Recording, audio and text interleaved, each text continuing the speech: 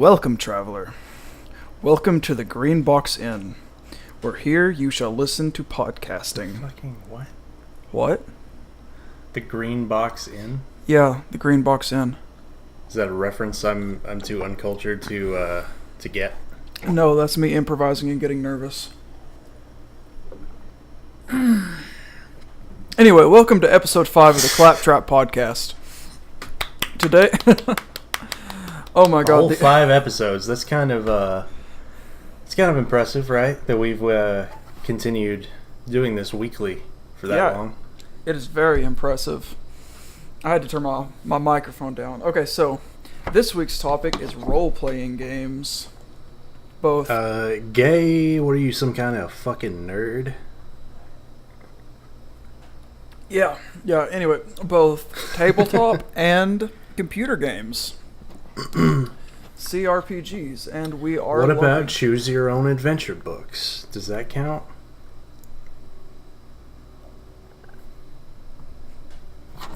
No. I could make arguments against it. Oh, I was just I haven't actually ever read a choose your own adventure story. I have once. How was it? Childlike. Okay. So, how are we jumping in? Do you want to start with Gary Gygax or something more modern? I have no idea what Gary Gygax is, so something more modern. More modern. Okay, so video games. What is your experience with role-playing video games, Trent? Let's see. It's hard to say where I got my start in role-playing video games. I guess when it comes to video games, there's like a big debate about what counts as a role-playing game. Mm-hmm.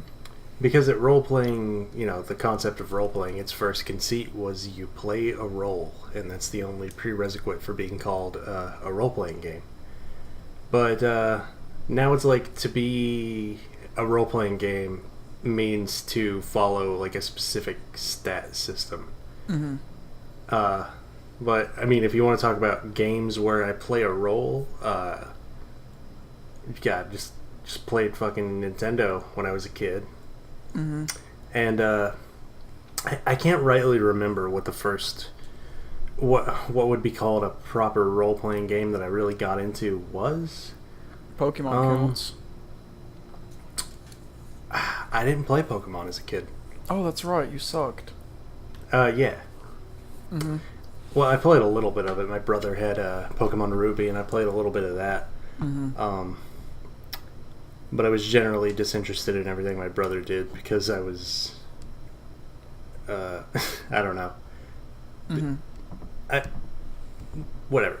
But I think it was... I played Nintendo. I played my 2 games as a child were Mario and Sonic. Those were the franchises I knew and was very familiar with. And from Nintendo, I think it was I started playing Smash Brothers. Mm-hmm.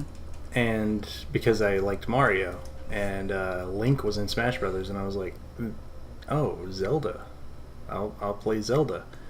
And that was my first introduction to fantasy, I think, was The Legend of Zelda. Mm-hmm. And I think it was kind of a deep dive from there, because I was playing Zelda, and then somebody at school told me about the Elder Scrolls 4 Oblivion. And, yes. And that's where I jumped, full neck deep into the water. So, probably Oblivion would be your first then. Okay, so Dictionary.com defines a role-playing game as a game in which players takes on the role of imaginary characters who engage in adventures, typically in a particular computerized fantasy setting overseen by a referee. Now, adding on to that from my experience, to me, a role-playing game is being presented with this world, a defined world with options, so you to do anything that you like.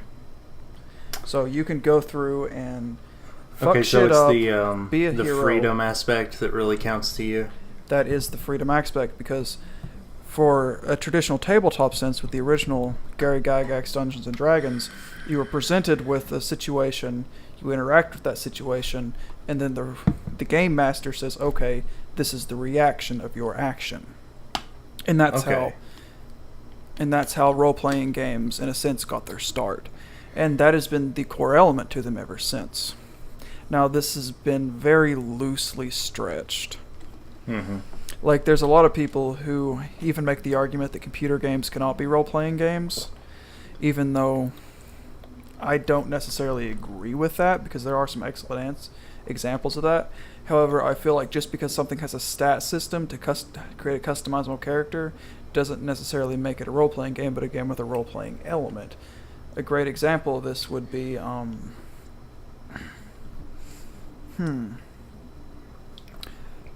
I can't even think of any good examples. What's a game with a stat system that's very set in stone?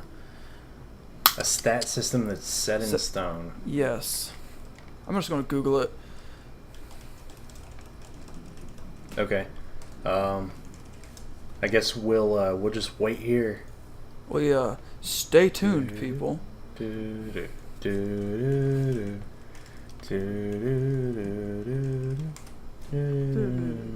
think if that's your basis for like what makes a role-playing game, yeah, then I mean, you said it can be an argument that a lot more games are role-playing games than what truly are, mm-hmm. or what is commonly accepted as one. And I think that's just a matter of where you put down the line, mm-hmm. because it sounds like things like this all exists on a spectrum, and it's just how much of it are you one way before you count yourself as truly there. Mm-hmm. Because having a world to explore and things you can do, actions you can take that have a reaction. Mm-hmm. That's prevalent in a lot of video games. Mm-hmm. And back to Zelda, Zelda 1 for the NES was like the first conceit of a semi-open world game, mm-hmm. with things to do, and you weren't really on rails for that game at all. You could just go around and do what you wanted, and you took the role of a character who was at this point nameless, actually. So mm-hmm. it was I might very well argue that exists at least on the role-playing spectrum. However, that is a great example of a game that I would not consider a role-playing game. But you have to back that up. Mm-hmm. Why not? Well, you don't have a blank slate. Link is a hero, so you can't just go in and be evil. You have to say, okay, I have to rescue the princess.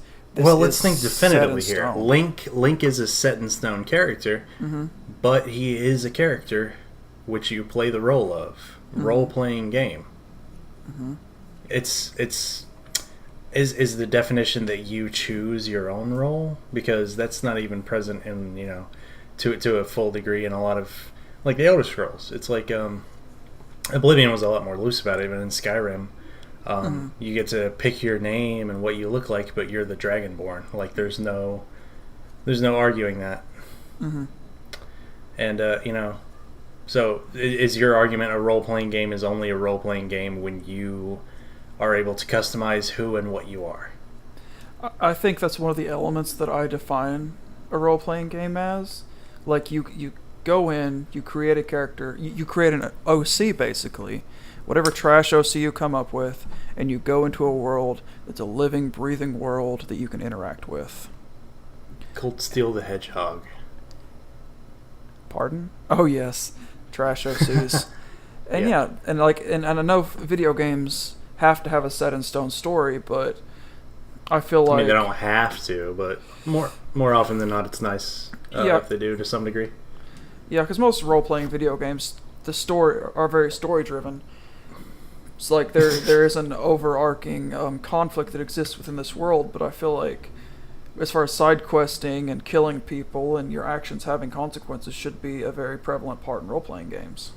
Yeah. And that's why I've always considered the Legend of Zelda series to be an action-adventure game, but I will never consider it a role-playing game. The only one that even remotely came close was the Breath of the Wild. But even then, you can't just kill people in that, can you? There are certain... Well, no, I take that back. I was going to say there are certain human people you can kill, mm-hmm. but you can't kill them. They just lose the fight and then, like, teleport away. So, I don't know. Nintendo's still trying to be careful, I think. So yeah, like well, how about this? How would you classify The Witcher? Because you are a defined character, but you choose how to play that character. Mm-hmm. You can influence Geralt's decisions and what kind of Geralt he is, but he is nonetheless unquestionably Geralt of Rivia. Yes. So let's break this down. So in The Witcher 3 specifically, you have a stat system, so you can build your character how you want it. You can take your character and customize his looks, his specializations, his hair, his clothes, his armor. It's very It's very decision heavy. So your decisions reflect on the ending, or whether or not you're. And correct me if I'm wrong. It's been a hot minute since I've played The Witcher, but can you kill NPCs? Not all of them, no. So but there are essentials. Yeah. Yeah, there are essentials, but there are in Elder Scrolls games too and everything. Yeah. But you have to have them. in the Witcher series, there are forking paths. In every side quest, there's an abundance of kill this guy or let this guy live dialogue decision moments in that game. Yeah. I would make the argument that The Witcher can be classified as a role-playing game because you're Geralt. Everybody can have their own version or their own, I guess, vision of who Geralt is. Yeah. Yeah. I mean, I don't know. He's a lot of who and what he is like solidified, and he won't. There aren't options to, I think, to make a decision that doesn't make sense that Geralt would come to that by himself. If he were his own entity, because in theory he is, like, this is just his story.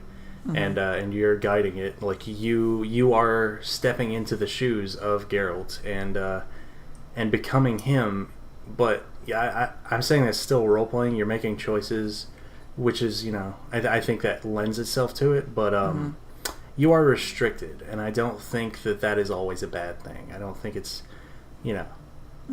because a good role player, even if they create their character, you can't just you got to stick to what's there.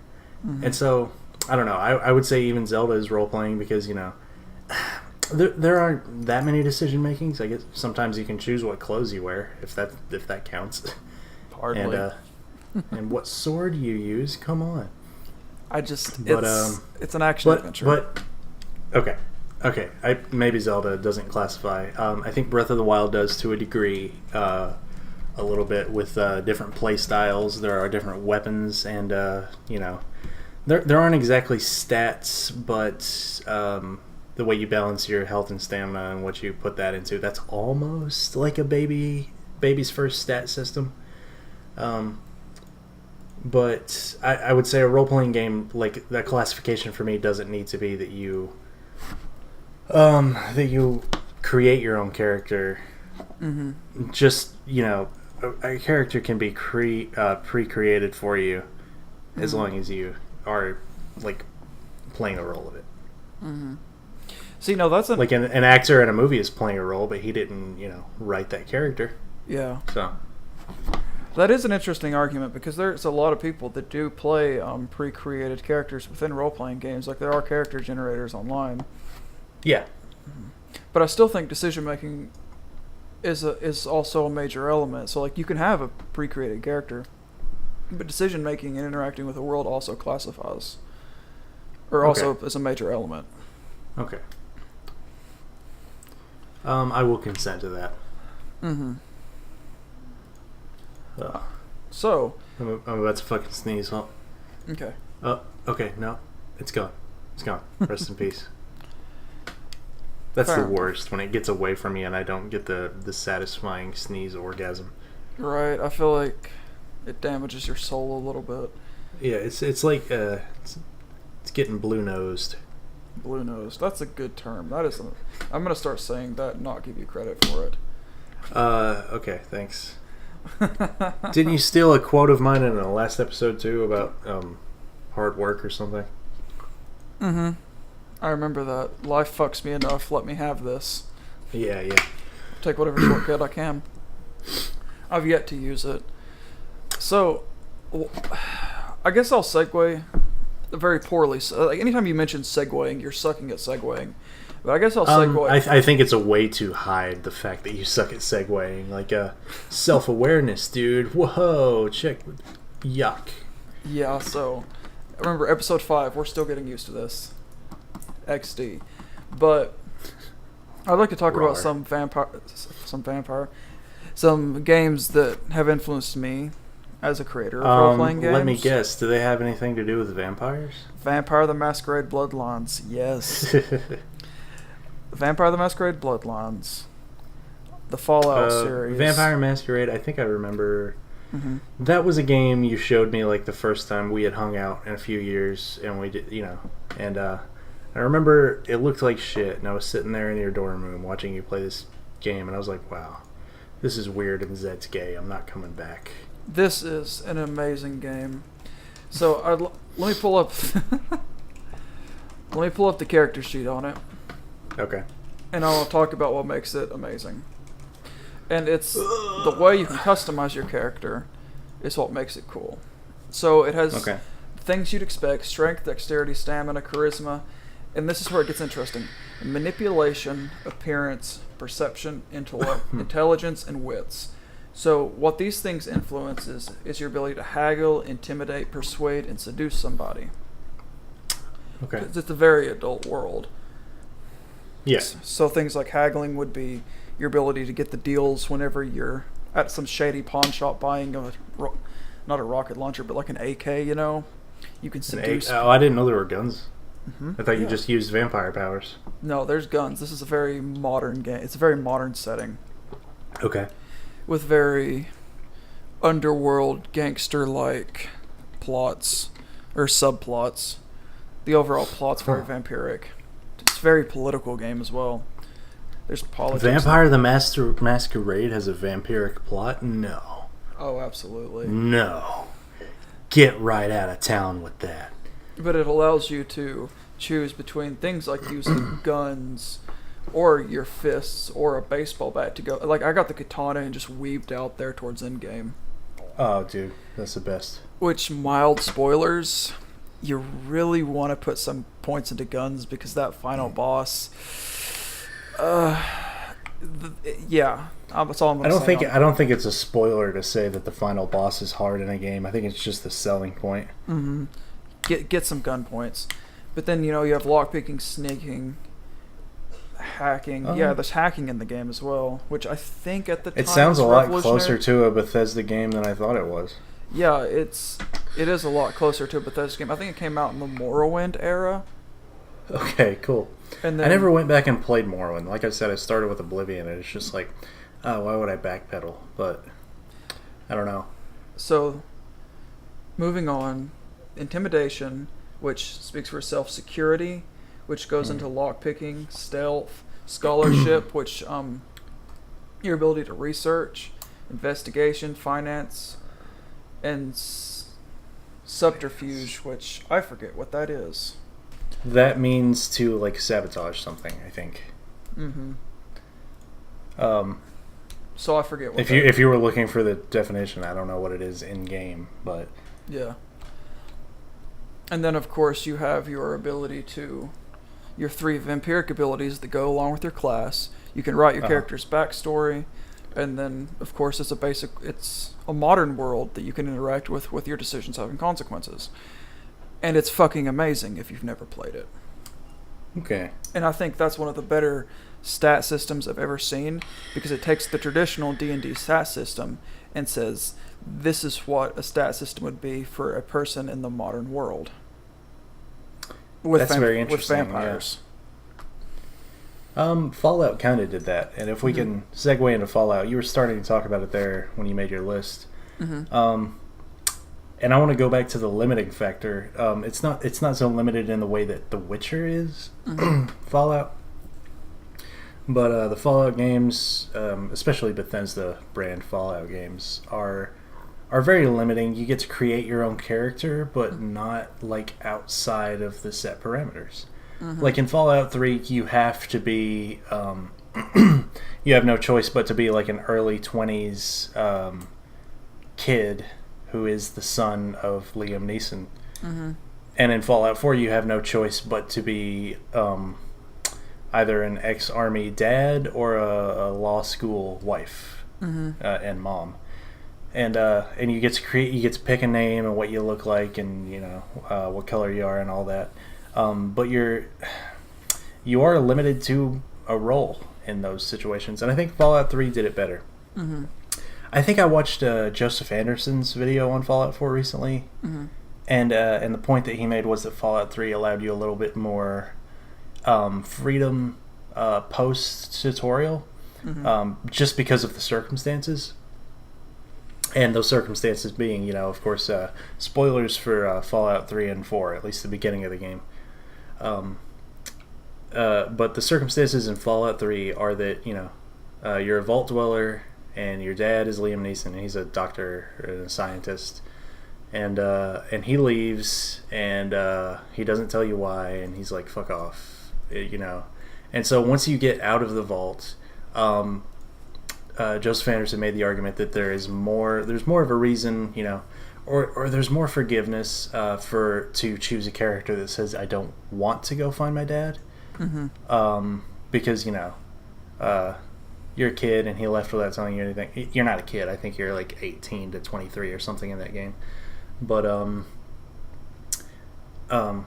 there's more of an excuse for you to choose a kind of character who doesn't care about following the main storyline.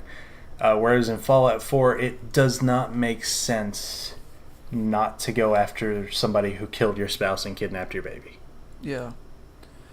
Like, that's just not as much of a logical, it doesn't allow you as much freedom in what kind of restricted character you want to play. It's just a bit more restricting in that regard. But role-playing games, nonetheless, restrictive role to a degree. Where is the line? We'll find it. So I've had a lot of different conversations defending Fallout 4, given that I've probably got about 500 hours in it. 500 hours? It's something stupid. I might have like 1 or 200. I don't know. I played it on console, so I don't have Steam tracking it for me. I've beat the game 4 or 5 times. Did you play through all the factions? Okay. I've done everything but the definitive Minutemen ending. So, Fallout 4 is a lot like The Witcher 3, but not as much. So if there was a line from complete and total role-playing to The Witcher 3, I would categorize it right in the middle. Yes, due to the narrative, you are restricted, but the decisions that lawyer or soldier makes is completely in your hands. Like, you can be evil. If you want to take a fat man that shoots 4 mini nukes into Diamond City and launch them, you can. And you can be, but the game, I would suggest that the game has there's a lot of things in place that kind of try to steer you into the good guy direction. So than in Fallout 3. So the problem, there aren't any evil followers. Like all of the followers basically completely disapprove anytime you do something immoral, and you can't have any companions. Yeah, so the downside of being a sociopath in Fallout 4 is the narrative. Obviously, you don't get as many quests. But Nuka World kind of fixed that, and you do get a raider companion, which you can go around fucking shit up with him. Oh, is that right? That is correct. I did not play the DLCs, and then, because of course, I think I was pissed at Bethesda at the time and didn't want to give them any money. Yeah. And then, of course, the Mechanist DLC allows you to have mechanical followers. But, honestly, if you're going to... Those are completely, autonomous and, wouldn't even care. Which is doesn't Codsworth disapprove when you do immoral things? What the fuck is up with that? Heavily. He is very, very white mom. But the thing with Fallout 4 being evil is I highly recommend doing a good guy playthrough first, and then going through and experiencing the game evil, which it's really sucky and limiting. But you can play through it. You can go into this world and roleplay an evil character. You just won't get to experience the vision Bethesda had. Instead, you're just some evil outsider fucking shit up. And you gain your stats. That sucks, right? Bethesda should have envisioned a world where you can be anything, because as we've argued, that's what makes more of a role-playing game, right? That's the decision where the consensus we're kind of coming to here is that more choice equals more RPG. So, Fallout 4 became a lot more limiting than Fallout 3 did, and as such is maybe a little bit less of a role-playing game. Like, fuck you, can Bethesda. Join the Raiders and the Institute and do evil things. Morally gray things at best, I think. Well, you've not played Nuka World, so I won't spoil it for you, but yes, evil is on the table. Well, in terms of the Institute, the best you get is morally great, I think. It seems like ignorant. They're very ignorant to the outside world. Right. So, I think Fallout 4 is a role-playing game, but I feel like it's not as heavily a role-playing game as it should have been. That being said, I would fully agree. The world itself is, in my opinion, the best fully realized world of the Fallout franchise. Completely living, every detail has a backstory. The actions and reactions of everything is absolutely amazing. But you can't really insert your trash OC like you can New Vegas. Still haven't played New Vegas. I'll have to get into that. It is the insert your trash OC game. All right, I'm sold. Like every trash OC you want, you can put it in, and the world acts and reacts with you well. I think you can. Sorry, I didn't mean to interrupt, but I think the dichotomy between Fallouts 3 and 4 and is present also in Oblivion versus Skyrim. And if I'm correct, you've not played Oblivion? I've not enough to say that I have. Skyrim is your only Elder Scrolls game, really? ESO. That doesn't fucking count. Yes, it does. That does not. No, it doesn't. As far as role-playing games are concerned, it counts. No, fuck you. It's an MMO and it's shit, and ZeniMax made it, and it's not an Elder Scrolls title. It's an amazing pussy. You know what? We'll dedicate an entire episode to this later. Okay, but spoilers for Oblivion and Skyrim too. But not really, whatever. If they've not played Skyrim by now, holy shit. I would say go play it. Like, as many complaints as I have with Skyrim, I've still sunk like 400 hours into it. But I think Oblivion was a better role-playing game. Because I mentioned earlier the fact that Bethesda puts you... It limits you in Fallout 4 the same way it does in Skyrim by giving you a defined, like, who you are. You get to choose... you can imagine more of your backstory in Skyrim. Like, what country you came from, why you're in Skyrim, what race you are and all that, and what you want to do. There's more freedom in the game itself, but Skyrim still restricts you in making you the Dragonborn, and that killing Alduin is your fucking destiny, and the prophecy was wrote about it, and the prophecy is such like a fucking just like a way, like it's often said that prophecies are like a great way, just like for a lazy way to make sure that your goal happens in the game, because if you can't like sequence and stitch events together just to reach where you want the story to go, then you can say, oh well, there was a prophecy and the Deus Ex Machina happened because the world wants this to happen because so that kind of like really is Bethesda being like, you're the Dragonborn, go do the fucking main quest, you have to. Whereas Oblivion is like you start out and you're just a guy, and the Emperor tells you you have a destiny, but you can just say fuck you. You're some crazy old guy, and go do whatever the hell you want. And even if you beat the main quest, it's not because you were the Dragonborn. It's not because you were prophesied. You're just some guy. Yeah. I think what would have made Skyrim an amazing role-playing game in every traditional sense is if you could get to in-game, start up a conversation with Alduin, and say, fuck it, I'll help. Yeah. That would have the solved world. everything. And then you could just be some evil bastard and say fuck you to the Oh, prophecy. dude, what if you could...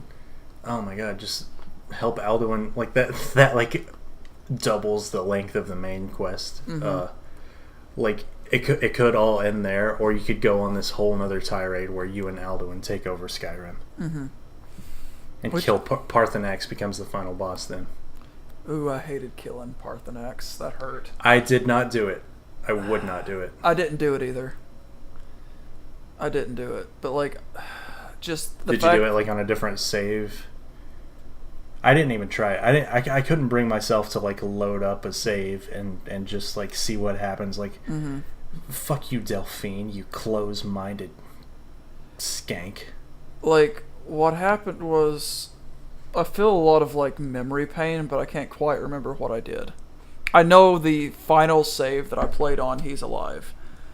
Because it's been a hot minute since I've played Skyrim. It's so weird how you're, okay, more and more spoilers, whatever. If you haven't played Skyrim, go play it. But, it's so weird how you're with the Blades for so long, and they seem like such rational people. Yeah. And then they give you this ultimatum, and it's like, if you there's no talking around it, there's no middle ground to be found. And it's like, you've done the main quest, now if you don't do this, then we're just kind of idle NPCs who don't talk to you anymore. I think... Yeah, Delphine says, like, unless you kill Parthenax, we have nothing to talk about. And that's, like, the only thing she says when you click on her. And it's like, why? Why is this like... If it was going to come down to an ultimatum, then you shouldn't have, like, left it in the air that way. A better way to have handled that would have it would have still been an ultimatum, but with more finality. If you had said, hey, me and Esbern are going to kill Parthenax, you in? And then you meet on top of the throne of the world and you have to kill either Parthenax or the Blades. That would have been better. Yeah, I think so. So, now we've criticized Skyrim for its lack of RPG-ness, but I'm going to switch the table and say it had a lot of great things that made it roleplay heavy. Things like the Dark like Brotherhood. I said, I still sunk a lot of hours into Skyrim. The Dark Brotherhood, the Thieves Guild, the Dragonborn DLC. Yeah, the Dragonborn DLC was alright. I loved it. The Vampire Yeah, versus Werewolf, even though you want to play as vampire, if you don't, fuck you. Because Serana is best girl. Vampire Lord was kind of a weird transformation. Why couldn't I just be a vampire? I think it was more of just, like, feel the power kind of thing. Right. Which is where Bethesda's going. Like, nuance is okay, Bethesda, come on. Yeah. But yeah, it did a lot of things right. Skyrim did a lot of things right, and that's why, it's it's on Alexa. It's what? It's on Alexa. I mean, it's stood the test it's on of Alexa. time. Skyrim Super Special Edition. Skyrim Fuck My Asshole Edition. I don't want to think about it. That's a joke, right? What? Skyrim on Alexa. It's on Alexa. No, it's not. That was a joke. Google it. Alright. Are you talking about the very special edition that they showed at E3? That was a joke. No, it's not. Google it. Skyrim very special edition.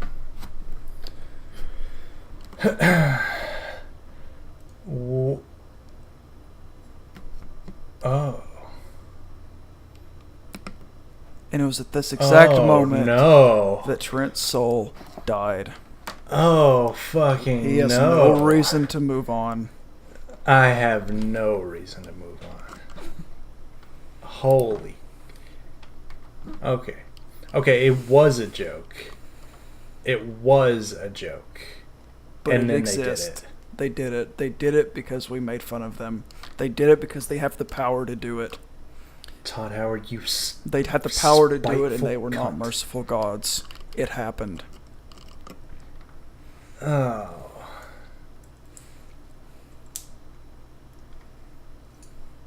Well, I mean, you could have done something like this, but why did it have to be Skyrim? Because I think like a voice-based Zork sounds cool. Oh, absolutely. But then you just play Dungeons But why and does it Dragons. have to be Skyrim? Because why did it have to be Skyrim? we memed the shit out of them.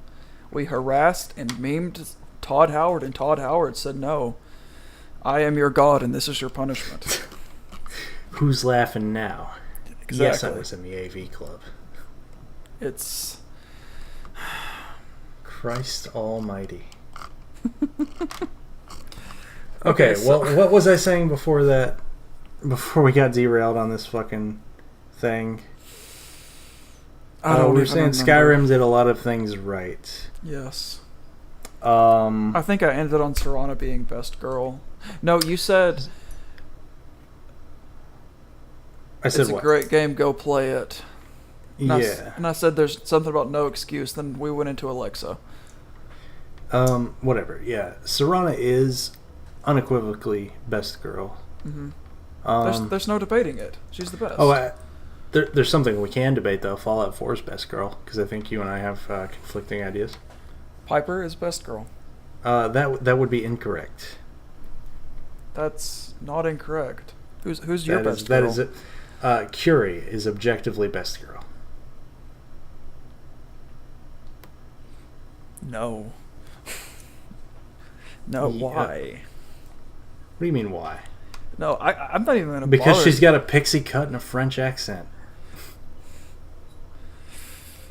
But she has no character flaws. There's nothing deep and interesting about her. She's a basic bitch. She's a basic copy and paste android. She has a French accent and she wants to fuck me. You know, She likes you me. can She likes me. put a tape recorder on a blow-up doll and get that. I did, and it was a pretty nice week. Piper is best girl. The only best girl that even begins to rival Piper is Nick Valentine. Okay, all right. Piper, get out. Curie, get out. Nick Valentine. Yeah. I will say Nick has like a much more interesting thing going on than like pretty much any other companion at all. Yeah, especially since I he think got an Piper entire DLC.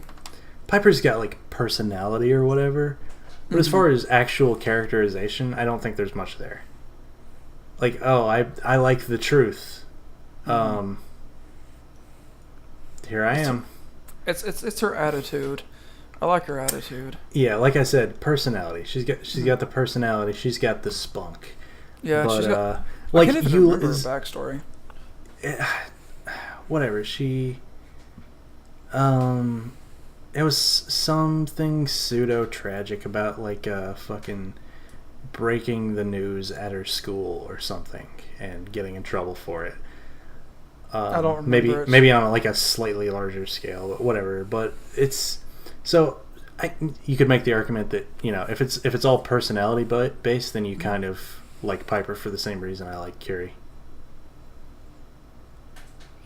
I don't know. Let's talk Curie about is- role-playing games. I want a fucking robot. There's an entire documentary on you robot fuckers on Netflix. I watched it and regretted it deeply. So She becomes sentient, alright? Curie's struggle is like dealing with emotion or whatever. Whatever. I'm not arguing that she's deep. I'm just arguing that I want to fuck her. So Skyrim was a pretty cool game. And, something I meant to bring up about Fallout 4 actually, in terms of choice options and how it limits you, is that the voice acting. I'm still shook over the Curie thing. You wanted to move on. I'm trying to bring up a new topic. Fallout 4 had voice acting, and a lot of people were upset about it because it limits you. I'm indifferent towards it, honestly. I think it's not a bad idea. I know this would take a lot of money to do. But my idea for how to make this work is to have choices in your voice actor. Like, have a bunch of different, varied voice actors that I can choose who is, my voice. Mm-hmm. That would. And it would cost an exponentially large amount of money, I think, to do it. But I think I have not played the game yet, though it's on my list. Dragon Age Inquisition, if I'm not mistaken, did exactly that. Mm-hmm. And so that's cool. And it's, hey, it's doable. Let's if you're gonna go the voice acting route, Bethesda, let's get on that. But please don't ever put voice acting into Elder Scrolls. Get out. You're a dirty robot fucker. Zed, why can't we move on?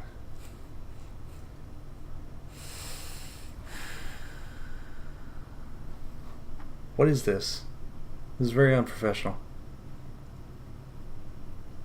It's just... It's such a strange thing, robot fucking. It's not... Dude. I don't want to fuck Curie because she's a robot. I want to... she gets a human body later, right? Yeah, I've done that quest. Well, that's what I'm into.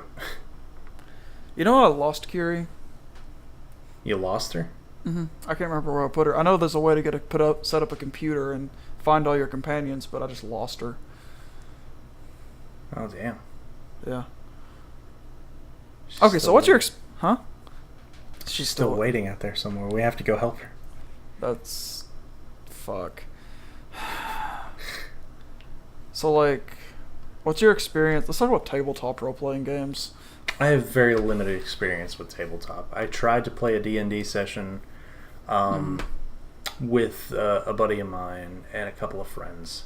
I remember you telling me about that. Yeah, and it was just the fact that we didn't have time for it. We did it over Discord, so I didn't get the experience I wanted of sitting around a table with like snacks and papers and whatnot. Yeah, but that's all aesthetic. Mm-hmm. I played a little bit of D&D, and we played like 3 or 4 sessions before like it just became very apparent that none of us had schedules that lined up enough to continue doing it. And sessions would get like pushed back a week like almost every time, and then we were kind of just like we can't do this. Yeah. But when we were actually in the paint, it was a fun time, and I enjoyed it a lot. And I enjoyed, like I said, making decisions based on my character.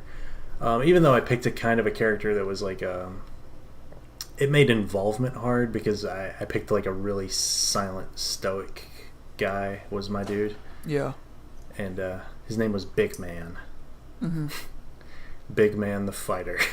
and he just like always wore a suit of armor and you couldn't see his face, and I was developing a bit of a backstory for him, but like we only got into it a little bit, and like I would just kind of grunt sometimes and be like, Big Man.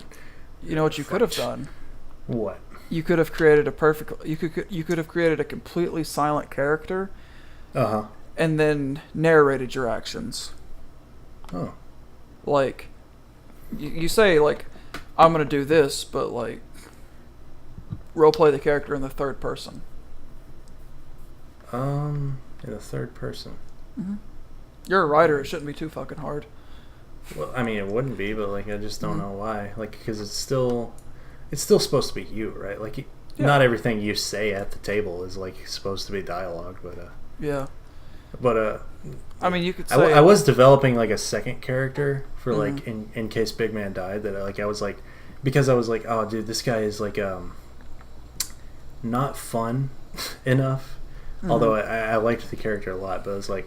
So I developed kind of a wacky character to replace him if need be. And I think his name was, like, Professor Oldman. Mm-hmm. And he was an old man. He was this short, tiny old man. Yeah, yeah. And like, I think his like, it was like a lot of juxtaposition with him. He was like this tiny, short, old man. Yeah. And he was a smart guy or whatever, but like kind of wacky and stupid. He wasn't like, he was a professor of birds was his thing. Like he knew everything about birds, and he had a bird's nest on his head or something. And I think he carried a two-handed greatsword over his hunched shoulder. And I wanted Professor Oldman was a professor of birds who was just always spouting bird facts at you and carrying around this giant sword. And he was like always hitting on like young women. Mm-hmm. And he was a kind-hearted racist. Like the kind of racist you're like, oh, he's just from another time, you know? Mm-hmm. It's like, oh yeah, I love those ethnics. So, I've only ever played a chaotic neutral bard. Really? You've never expanded out to try something new? Mm-mm. Because to me, the chaotic neutral bard is the perfect jackknife, the perfect Swiss Army knife. And I can truly enter the mind of the super freak and completely fuck up the campaign in the ways that only Zed Dalen can. Well, yeah, but don't you want to like expand your horizons and try something else? I mean, I could, but it all seems so incredibly boring to me. I think I'm gonna say you have to when we start doing spellcast, because I can't go through with just a chaotic neutral bard every time, man. I'm gonna be switching it up every time we play a new game. So we're not going to do a continuous campaign? No, we are, but eventually that campaign will end. It's not like we're doing a new campaign every week, but we're doing a continuous campaign until that campaign ends. I don't figure it'll be one campaign for the entirety of the podcast. That's very I figure true. we'll go until the campaign ends, and then we'll start a new one, and we'll just continue that for fucking years. Mm-hmm. And Yeah. And every time we start a new campaign, I'm gonna like try to switch up my character probably, and probably just have other characters preloaded, because you can die and we'll need a new one, right? So Yeah. I mean, I'll switch it up. Like, I don't Right. like bruisers. it's and okay to tanks, be a but, chaotic neutral bard most of the time, but like don't limit yourself, man. like, I also enjoy playing like rangers and assassins and Yeah. rogues, stuff like that, thieves. But I like there to be some sort of heavy flaw, like a heavy weakness with my characters when I play them. Like Right. this glass. I love glass cannons. To me, the glass cannon is amazing. Like just a dude, let me tank tell or a you about, bruiser or a knight. It's just so. I don't like that. It's boring to me. Like the campaign with Big Man was, like I said, my first real D&D experience, and so I wasn't used to creating a character for that. And my DM was like, "Dude, you gotta give this guy more flaws. He's got to have character flaws to make things interesting." And I never really like got to like use those too much, because I started building them in after the first session. But I was kind of proud of them. So Big Man was stoic and like silent, and so I decided to make one of his flaws like he's anxious in crowds, and like because his backstory was a hermit. That was his background. Who lived in the woods forever and just hunted beasts. And so I made him afraid of crowds and cucumbers. You see, now this is. I never got to explore the cucumbers thing too much, but I remember it was real nice. I got to, after I decided that in the second session, we came to like a small village, and like I just added in. I was like, okay, Big Man is feeling a little on edge right now, seeing the big city for the first time. And I got my DM gave me an inspiration point for that, and I felt pretty proud of myself. You see, that's what I don't like. I have a lot of problems with the DM as an entity, because DMs that say no, your character, gods are masters. Yeah, like the fact that he would look at you and say you can't, you should do this, takes away from the like you made your character how you envisioned your character. Him doing that to me is an incorrect thing. And the other big complaint I have with DM. Oh, I truly believe I it would was. disagree. In this case, I would disagree. Him saying you should do this because X, Y, Z. Well, you created the character. Well, He's yours. If you want him he was giving me like an idea of how to make a more well-rounded character that played better. And as a writer, I agree. Hey, a character should have flaws to like fucking matter. That's true, but I think as a DM, you shouldn't stick your nose into that too heavily. And another complaint I have with DMs. He wasn't like, he didn't lay it down as a rule. It was a suggestion. Mm-hmm. So fair enough. Back up. And another major fucking flaw I have with DMs, or complaint I have with DMs, is that a lot of them say, this is the story that I want to tell. If you try to veer off from the story, I will force you back into this story.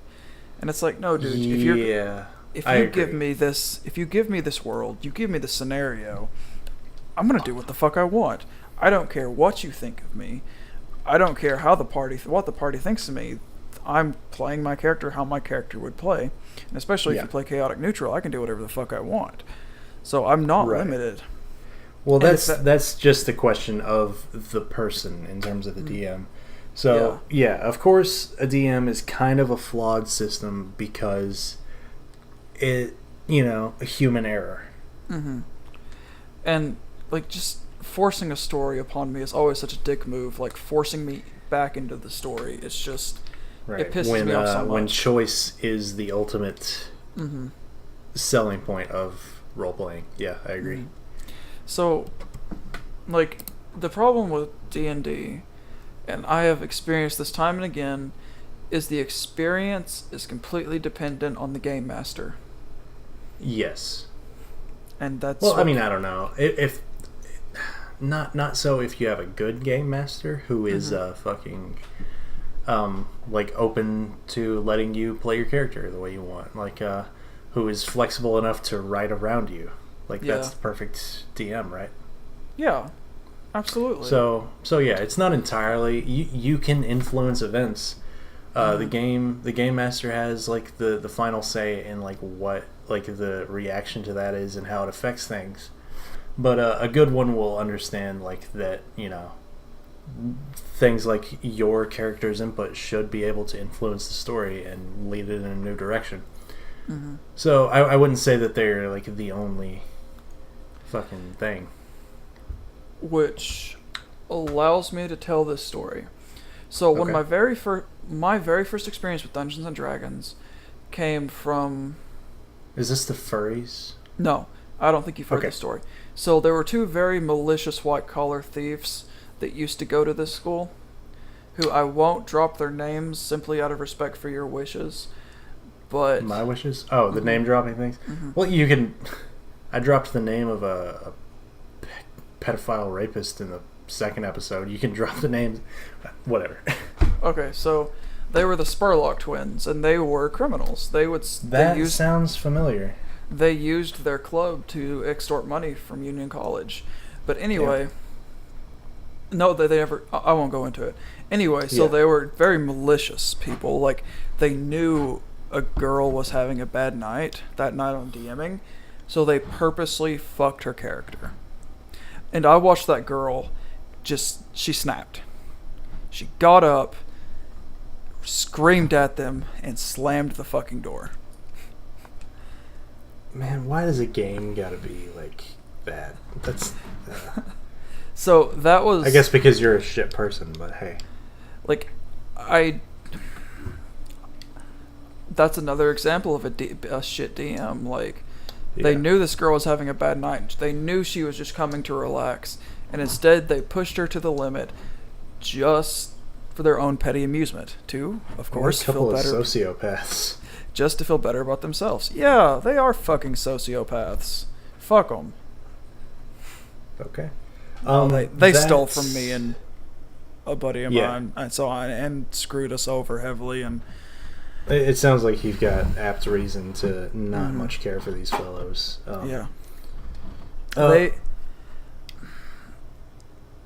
They are one of the few. They are the only example of lawful evil I've ever met. in Really? person. No, they were like chaotically lawfully evil.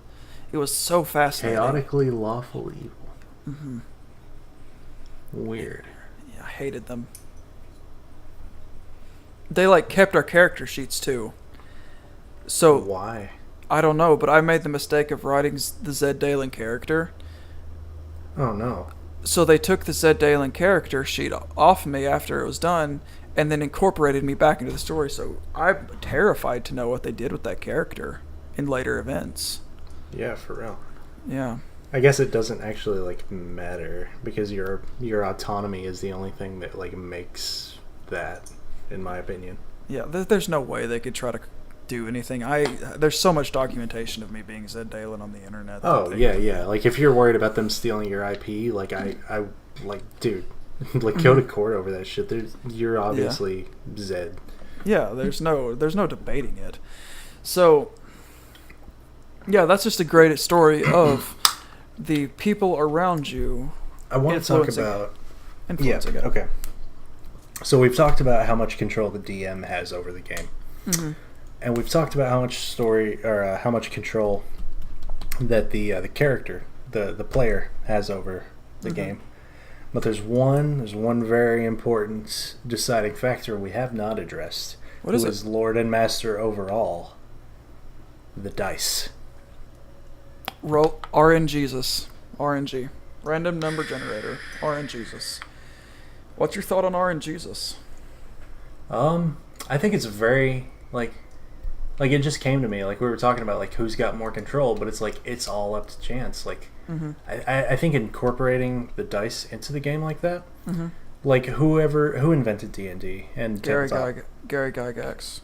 Gary Gygax, like must have realized like while like testing out prototypes of his tabletop whatever was like, okay, there's too much like personal autonomy like influencing this back and forth.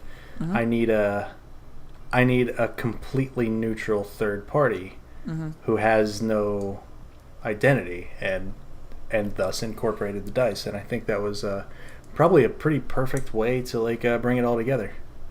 Yeah.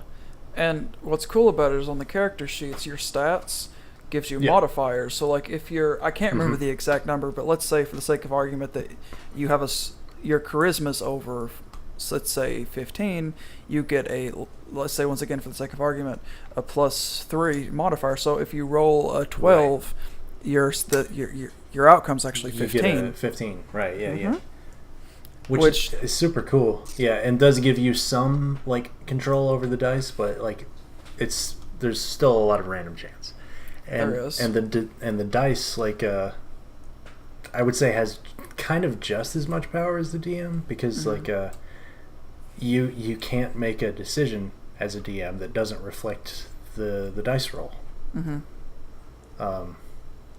Like I think it's a rule that if you roll a nat 20, you have to be allowed to do what you want, basically. Yeah, it's a crit. Yeah. That 1 in 20 Which chance. is so that kind of gives takes a little bit away from the DM in a very balanced way, I think. Yeah, that was a great idea. But even then, the DM can say, okay, this is what happens. Like, can decide. Like, you are still at the mercy of the DM to a degree.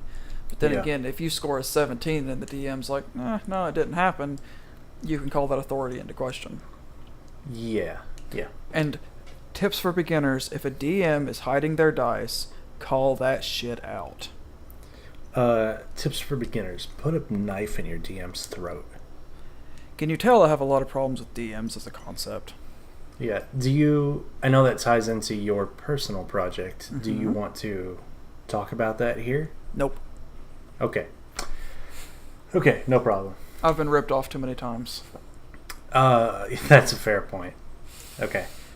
What was I gonna fucking say next about shit? Fucking.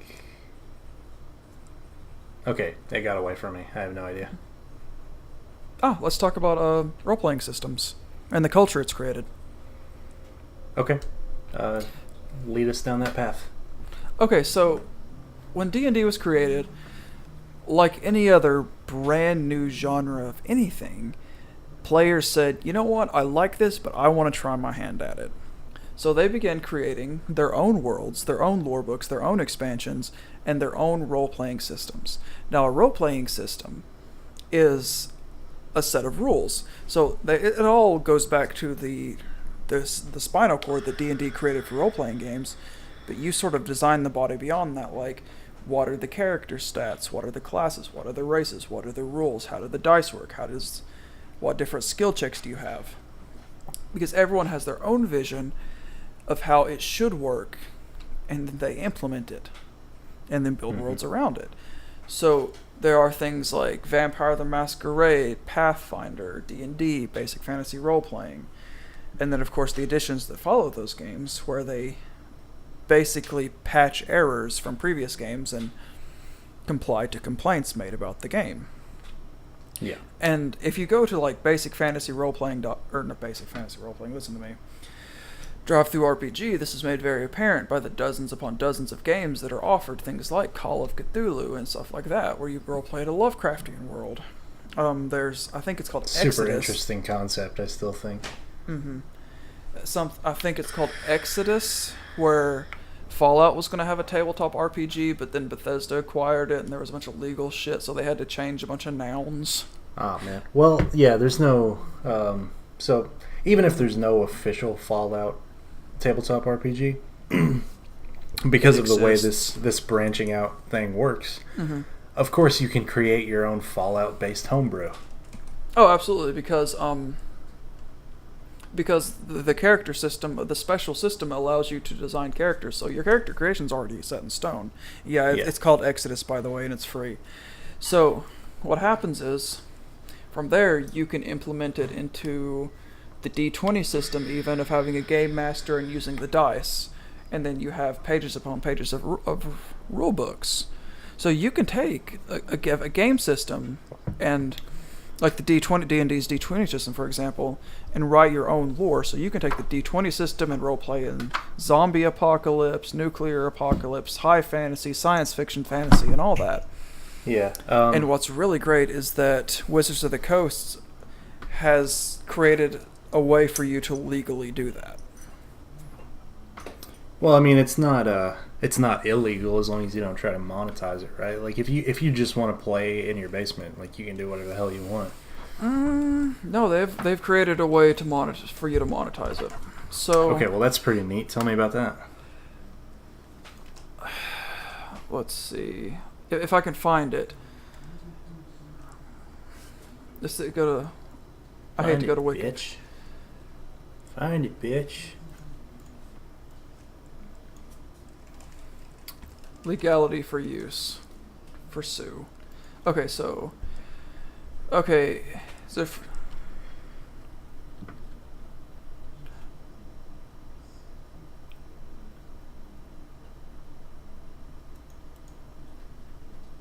This 5 seconds of silence means you lost your chance to speak, because I remembered what I was going to say earlier. Say it. Say it, man. Spellcast. We talked about Spellcast on the last episode, I believe it was. But it's an idea we've been kicking around for weeks.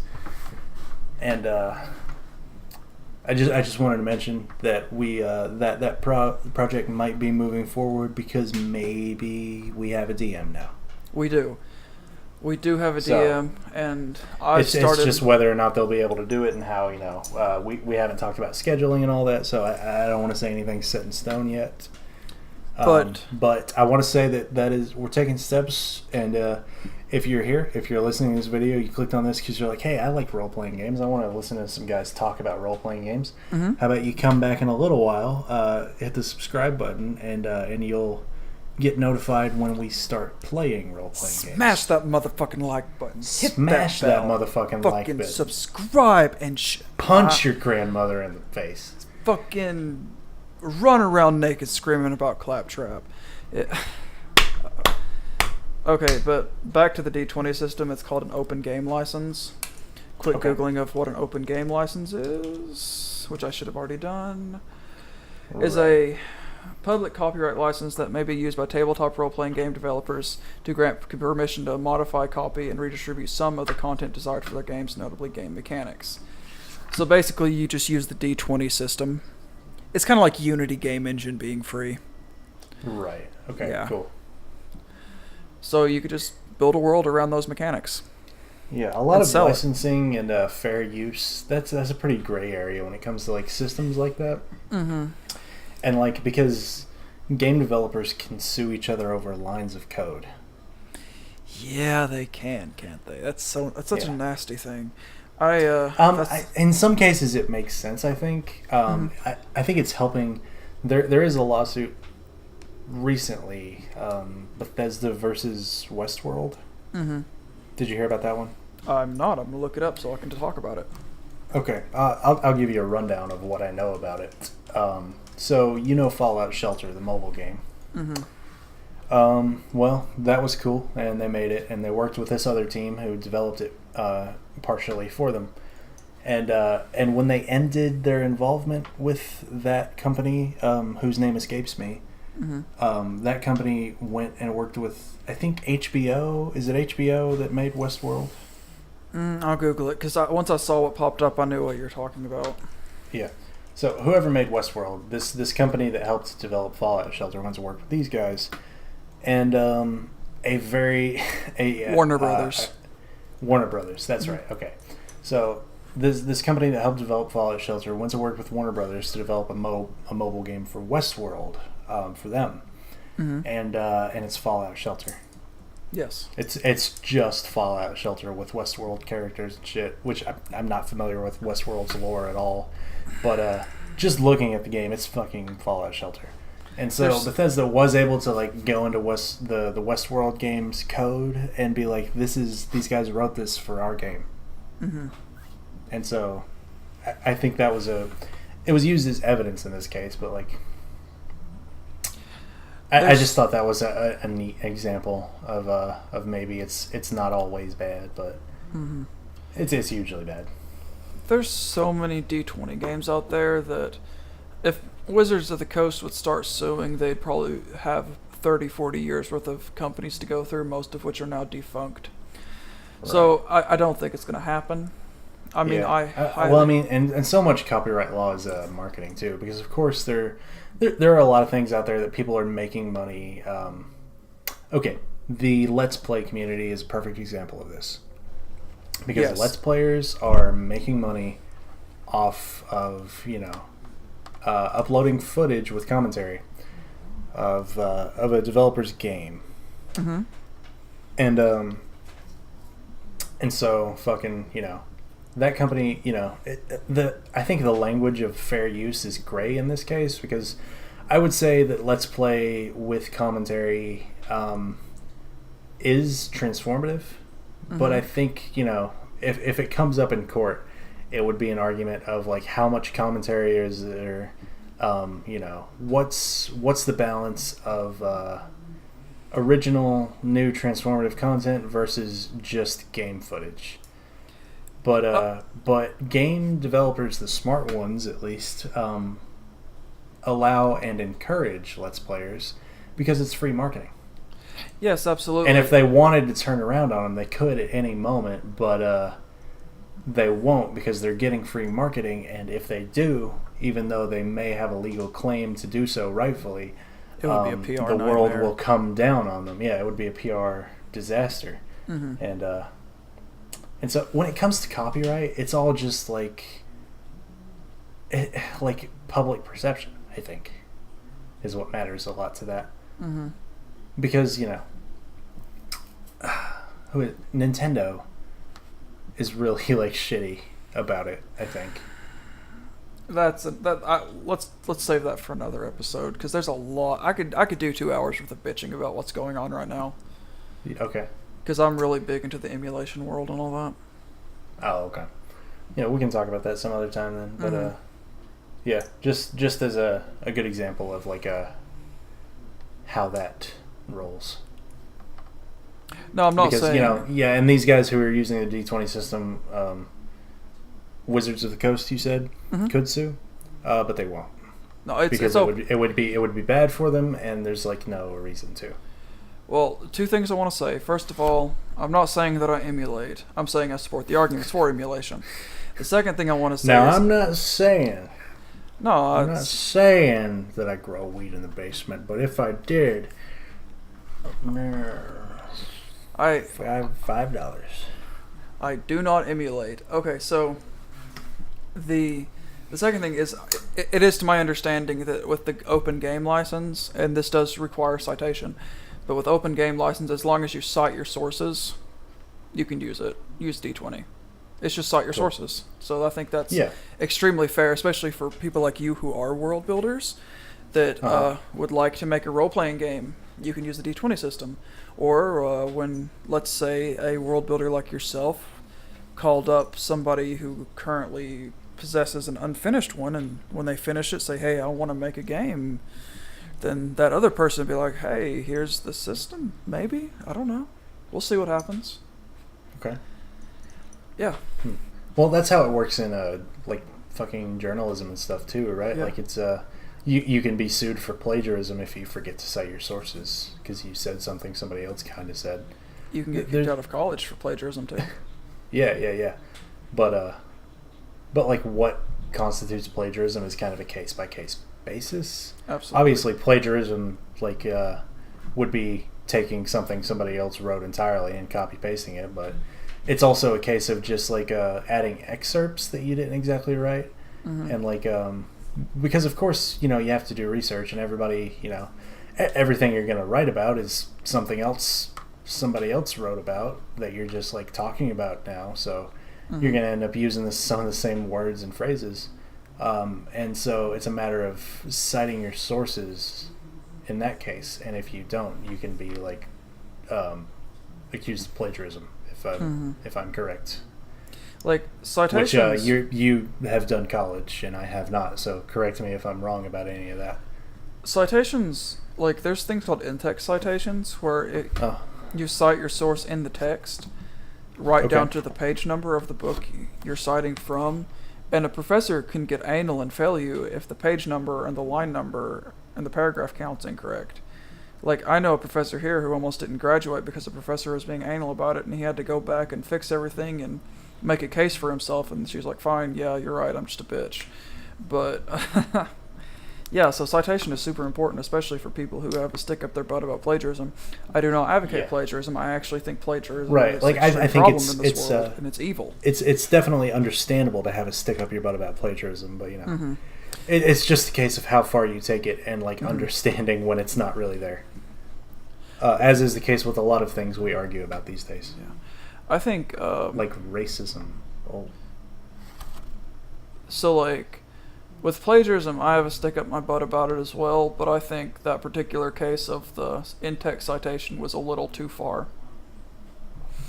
Yeah, I would agree. Yeah. So, I think if you have a proper citation page, and the citation page checks out, you should be fine. And I think in-text citation does take it too far. Not very familiar with it, but yeah, it sounds a little bit too. Excuse me. It sounds a little bit too academic. Much.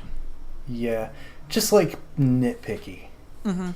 It's basically after a paragraph, you put a citation under it. Oh yeah, like on a fucking Yeah. I mean, that's fine to do if you want to, but like. Whatever.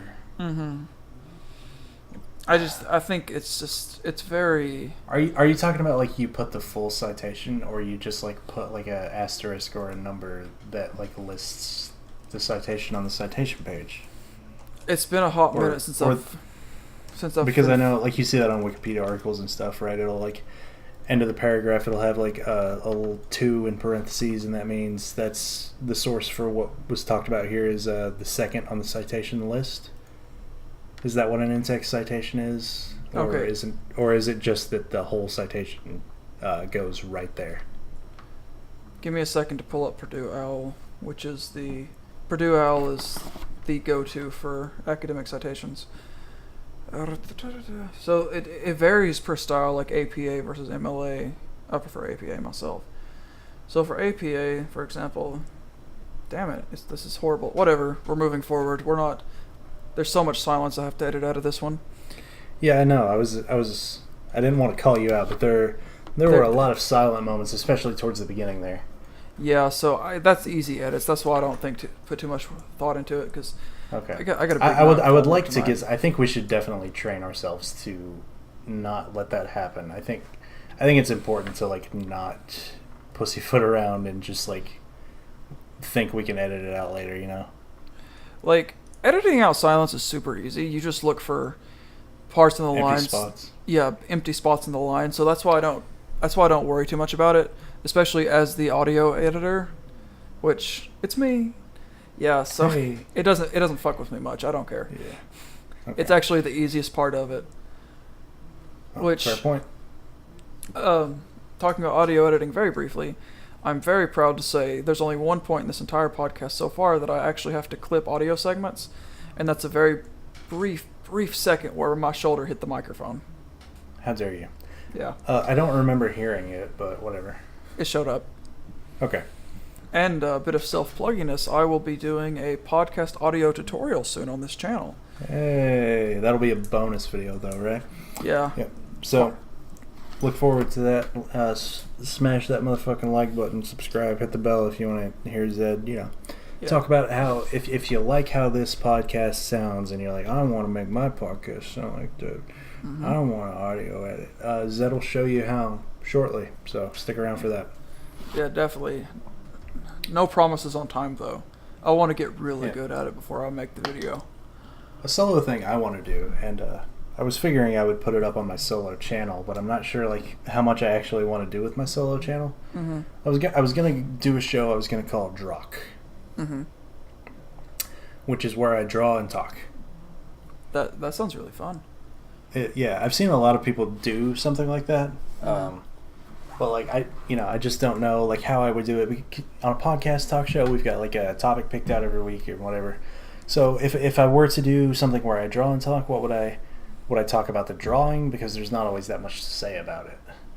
Because I want it all to be real time, so I don't know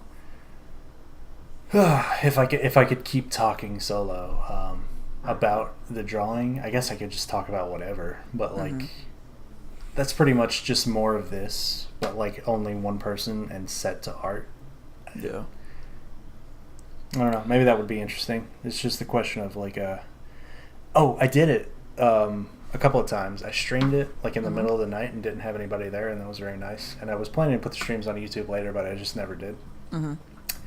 I don't know if I told you about it, but no, you didn't. I downloaded the second one, which is because I had my Twitch thing set up by accident when I first started doing it to where it didn't save the VOD afterward.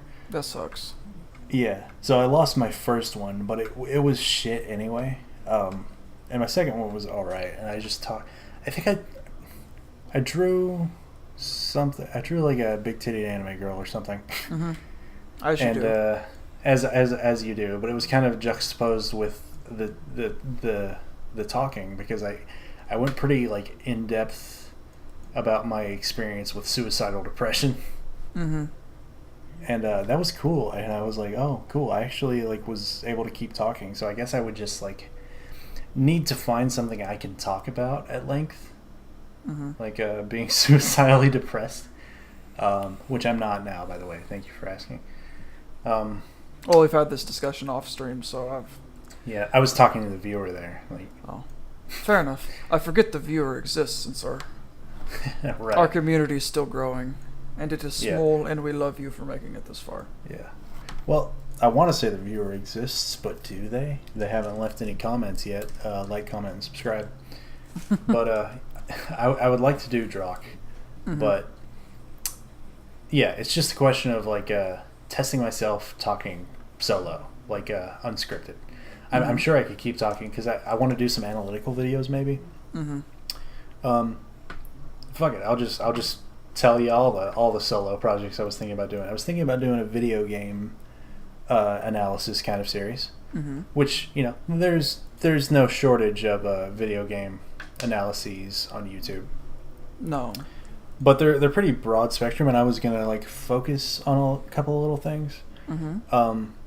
The title of the show was going to be called For the Narrative. Yes.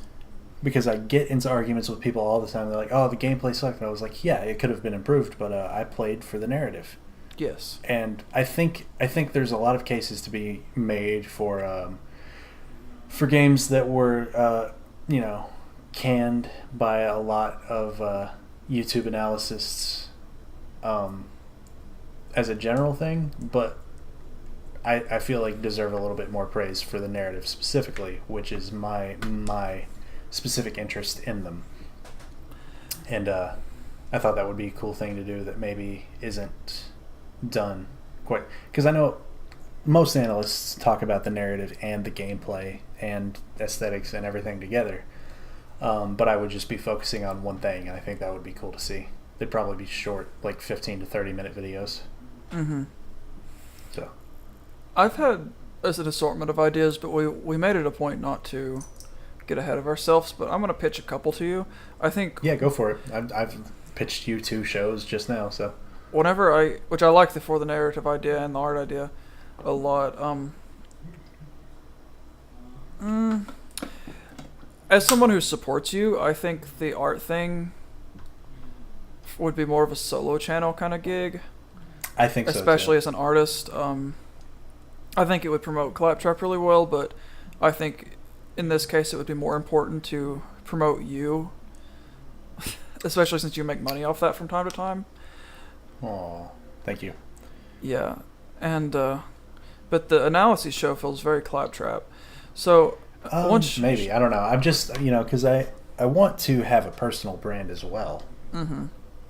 So I don't know. I have no idea like what solo content I should or should not put on the ClapTrap channel, because at its core it's a collaborative effort. Mm-hmm. I was gonna do the occasional random video myself, the Zed Solo Show playlist. Yeah. Or if I have an idea of something fitting of the channel that I was going to do as well. But one thing I'd like to do when I have the income to do it, and it should be relatively inexpensive, with Amazon's used section would be a book club. Amazon has a used... used of course books. They do. Yeah. Okay. Dude, I was going to do a book thing. I was going to review books. But I was thinking about doing a book club, and we talk about books and make notes on books we read.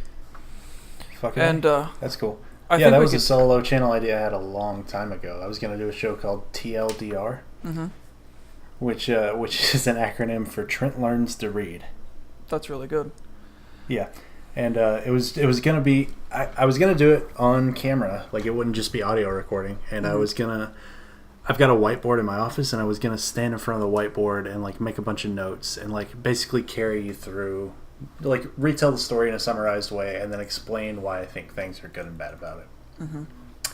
And I was going to do this with Horns by Joe Hill. Was like the book I read that gave me the idea to do it.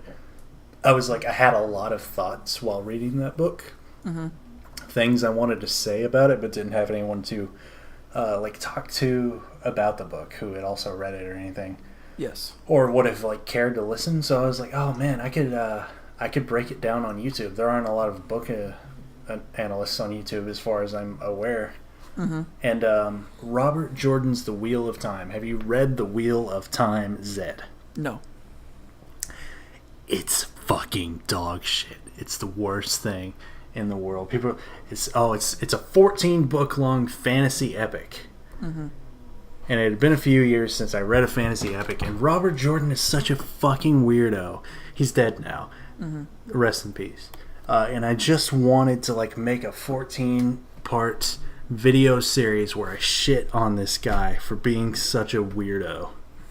I don't think that's something I would want to do in the ClapTrap book club, because I'm not about to invest in 14 trash books. That sounds a lot like a Trent solo show.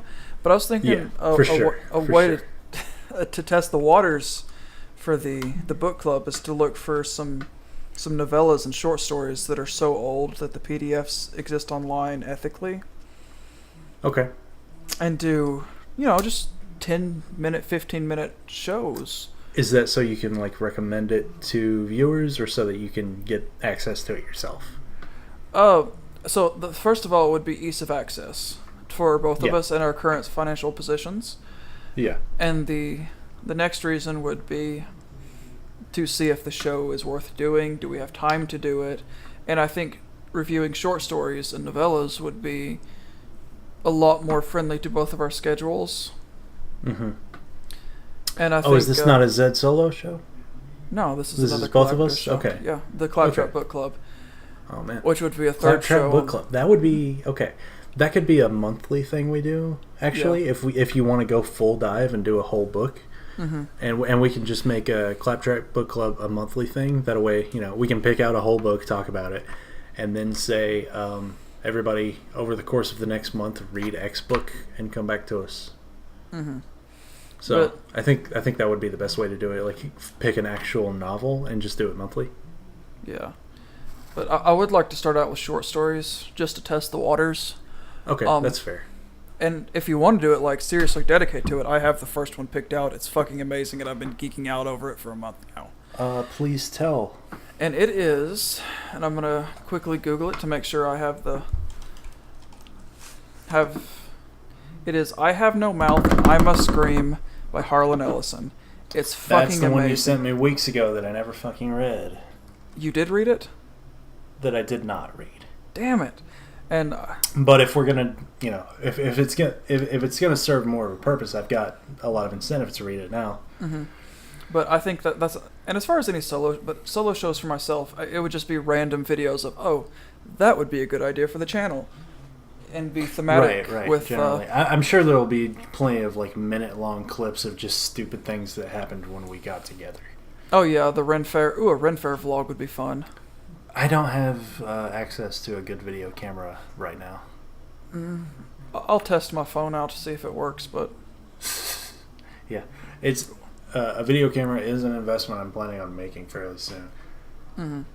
I remember I had this one for a long time because God, it was forever ago. It was me and Jake were gonna do a YouTube channel years ago. We were still teenagers, I think, Mm-hmm. and I'm glad it didn't work out. Crash and burn. One of the reasons is because this camera I got was fucking weird. Mm-hmm. It was a JVC, and fucking weirdest thing. I wasn't able to do anything with it. I think I was just too young to figure out. I did figure out file conversion, but it was too much of a headache. Because JVC invented their own video file type for this specific model of camera. What? Yes, that is a real thing. What? That's such a Apple thing to do. right. I don't know. Maybe JVC was trying to fucking monopolize the market, but I had never fucking heard of it before, and none of the file converters I found online knew what this file was. Oh, This file type.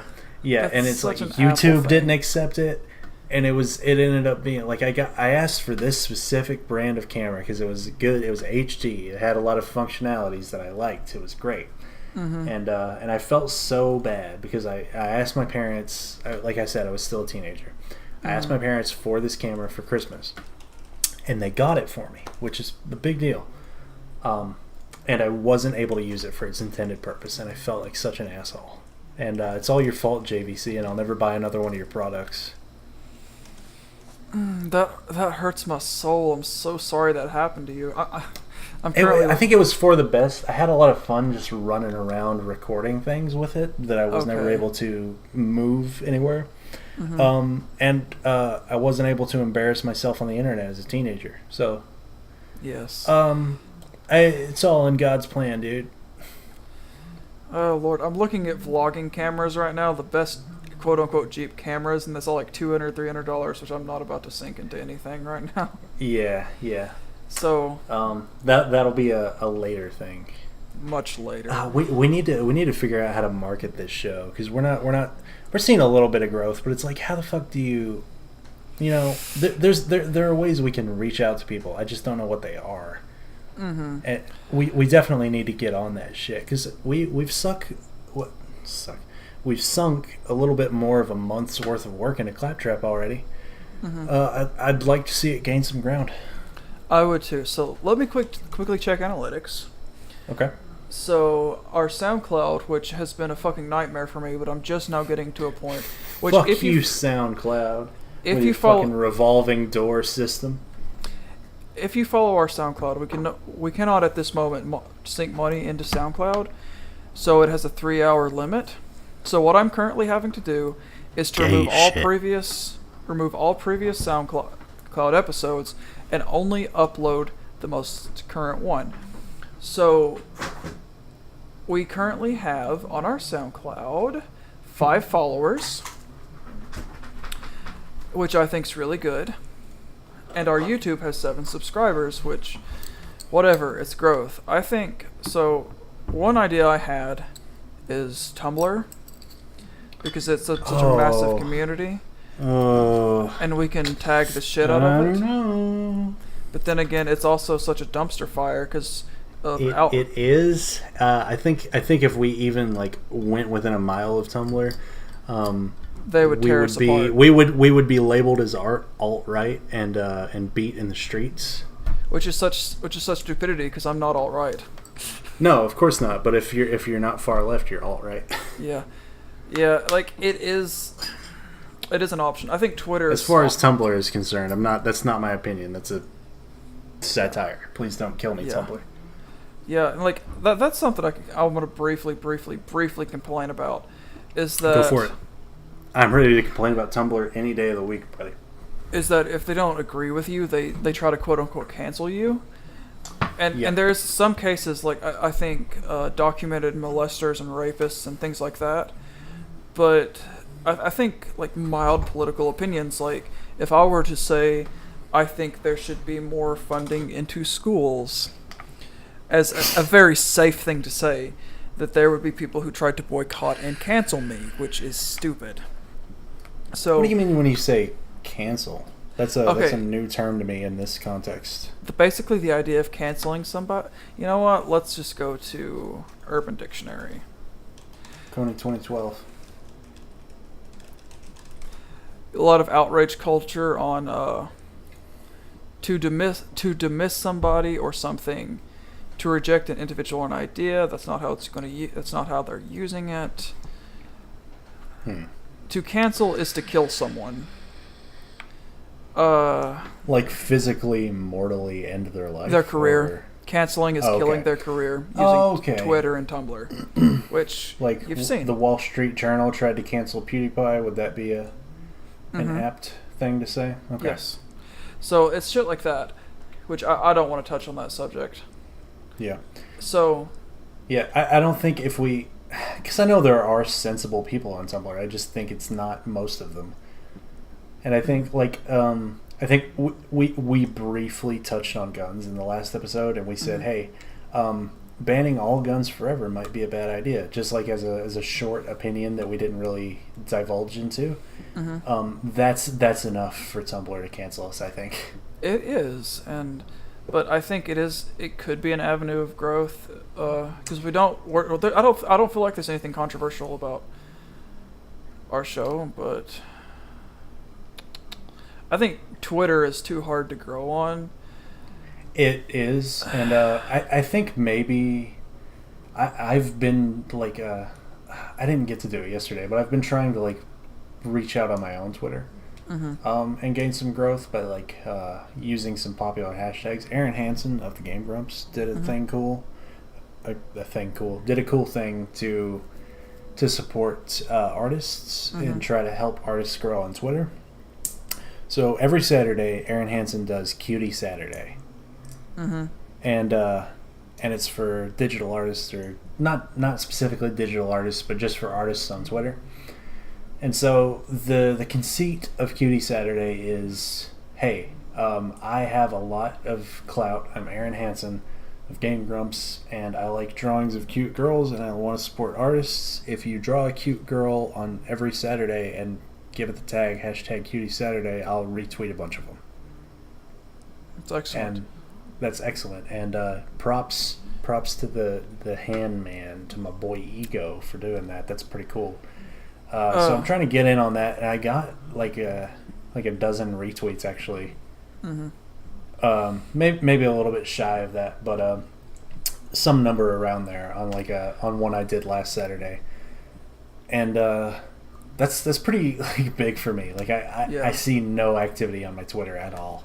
Yeah, and so me that's either. cool. I'm gonna keep trying to do things like that. I think I'm gonna start reaching out with some fan art and of like internet people. I want to do because if I don't want to do fan art of like fucking big stuff that nobody's ever gonna see. I want to like on a little bit of a ground level, like YouTubers I like I'll do fan art of them maybe and tweet it at them, and maybe if they like it they'll retweet it and we can grow through that, which I don't know. I don't think that's a sleazy thing to do really. That's how everybody makes it. I think which is not to say like it's not like I'm just doing it to grow. I genuinely want to do some fan art. Like I would only do fan art of things like that I would actually want to do fan art of, but I'm just saying maybe it's something I should explore more if I want to grow as an artist on the internet.